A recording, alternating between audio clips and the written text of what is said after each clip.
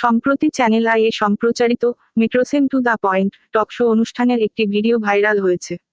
কোটাবিরোধী আন্দোলন নিয়ে এই টক শোটি আলোচনায় থাকার যতগুলো কারণ রয়েছে, উপস্থাপিকাই সব বিষয়কে ছাপিয়ে গেছেন।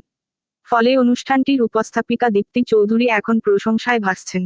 সোশ্যাল মিডিয়ায় তার প্রশংসা করে অনেকেই স্ট্যাটাস দিচ্ছেন। দীপ্তিকে নিয়ে ফেসবুকে স্ট্যাটাস দিয়েছেন হালের আলোচিত অভিনেত্রী শবনম ফারিয়া। রোববার নিজের ভেরিফাইড ফেসবুক পেজে তিনি লেখেন, আপা, আপনার প্রতি আমার অন্তরের অন্তঃস্থল থেকে অনেক অনেক সম্মান, শ্রদ্ধা এবং ভালোবাসা। সাংবাদিকতার স্টুডেন্ট হিসাবে আপনার কাছ থেকে কিভাবে ধৈর্য ধরে রাখতে হয় তা শিখলাম। উপস্থাপিকার প্রশংসা করে শবনম লেখেন, আপনার নাম জানি না, তবে যেহেতু একই মাধ্যমে কাজ করি, কোনো না কোনো দিন দেখা হয়ে যাবে। তার আগ পর্যন্ত জেনে রাখেন আপনি অসাধারণ, আপনি অনন্যা। দীপ্তি চৌধুরী বর্তমানে জগন্নাথ বিশ্ববিদ্যালয়ের নৃবিজ্ঞানের বিভাগের শিক্ষার্থী।